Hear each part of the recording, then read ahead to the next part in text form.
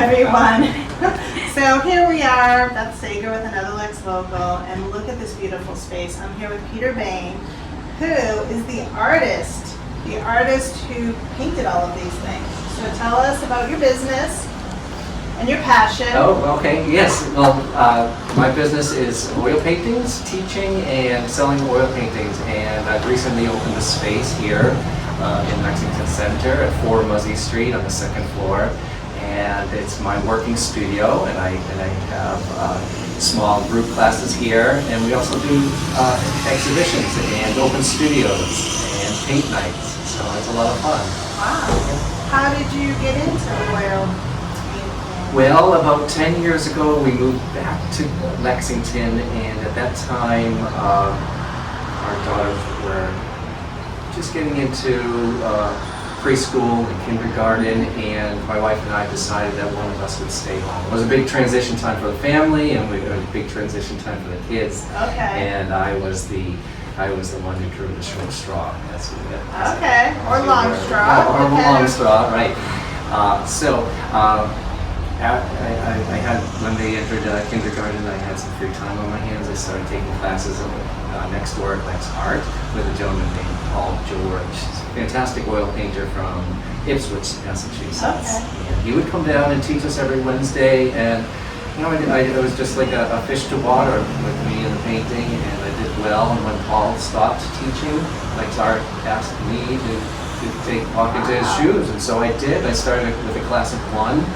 And the next semester I was a class of 3, and now we fill overly, we have a waiting list for my classes at this point. That's awesome. So now my girls are off to, or one's thinking about college and one's in college. Wow. And so I'm really doubling down on the painting endeavor. So I've rented this space here in Lexington Center where I can show my work on a more regular basis. And I can teach small classes here. I still teach at Lex Art. I also teach at Waterstone Senior Living Center, nice. Which is really rewarding and fun.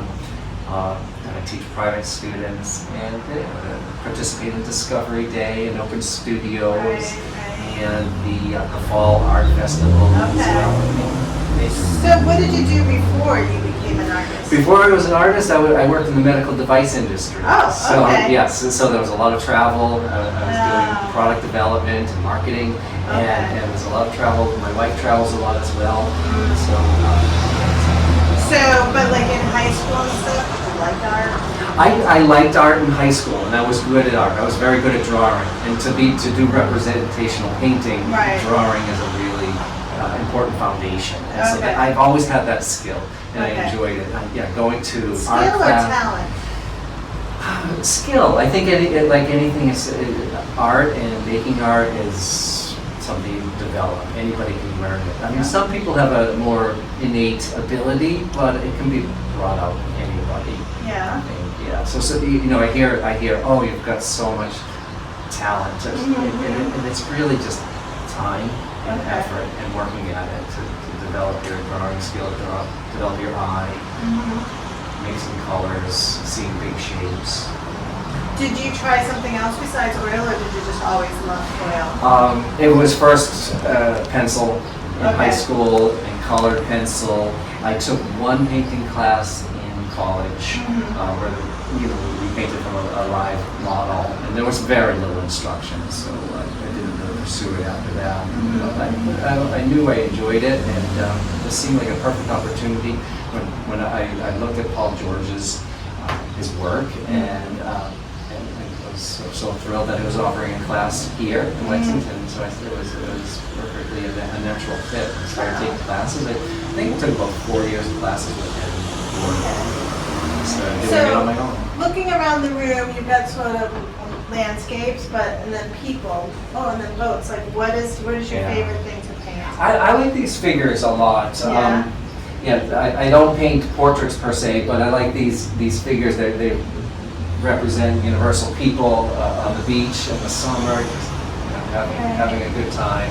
And I like to focus on the people and then put a suggested background, really big field of blue or tan to represent the sand, so I don't get too detailed in there. But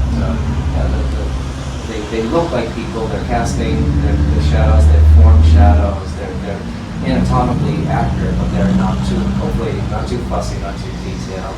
And I think they bring a lot of life to a painting, to put figures into it. So that's probably my favorite. But as you can see, I do all sorts of subjects. Still, like you said, still lives and boats and houses and flowers, landscapes. You do a good job at everything. Like if you were gonna start this painting, would you do the people first? Like how does that work? I know like it's specific. Yeah, I started, the first thing I do is I take a paper towel and I color the canvas a bright red and you can see as you move throughout the canvas some of that bright red tone pokes through and it really creates this nice harmony. And then, yes, I would start with the people first and then paint around them. If I overpaint the people, I can use that landscape behind them, the negative space to sort of carve back and refine the shape of the people to get a little bit more accurate. So generally I do the subject first on a figure painting like that. Okay. Do you always do red? Well, this one's orange. But I always do a warm color. So it could be yellow ochre. It could be a cadmium orange. Yes. Yeah. I like the warm color. There are other painters that do choose the undertone depending upon the subject. If they have an overly, painting with all warm tones, they might want a contrasting cool tone underneath. But generally, I gravitate towards the warm colors for underpainting. Yeah, super cool. Yeah. So you said you do private lessons here as well. You said you just finished one. Yes. So, and these painting sips. Talk to me about that. Okay, generally they've been organized by the Mavens. Okay. And we run 3 or 4 of them, and it's a 2-class event. So I'll bring in a photo reference, and I'll lead the class. On the first night, we do the blocking of that painting. Okay. So I'll demonstrate. Everybody gravitates towards their easels and starts, and then when we kind of complete that section, then we come back together, have another sip. And I'll demonstrate the next step, and then that goes for about 2 hours. Okay. And then we come back the following. We can put a second layer of paint on the painting to finish it up, to refine our colors, to fix our drawing. Sounds fun. Yeah, it's a lot of fun. Yeah, no, that sounds like great. We do that like 2 Thursdays in a row from 7 to 9 o'clock. Yeah. I have not started advertising yet, but that's been. Those have been generated by word of mouth and by groups of people approaching me. Right. We do a painting set. Right. And I say yes, I'm generally amenable to that. Nice, yes. nice. So what else should people know about you? Oh goodness. Let's see. So I live in Lexington. The girls have gone through the school system here, and I grew up in Linfield, spending my summers on Cape Ann. That's probably a lot of the influence of the boats and the ocean scenes and the marshes that I really love to paint. Yeah, so what, if you could paint anything, like what would be like the best thing you could paint? Like, I love these boat paintings a lot. You do? I talked about the figures, but when I really, there's one over here, this little one, I think I did it, and I find it charming to look at, and there's 3 of them over here. Right. I like to do them. I like to do them quite large as well. Yeah.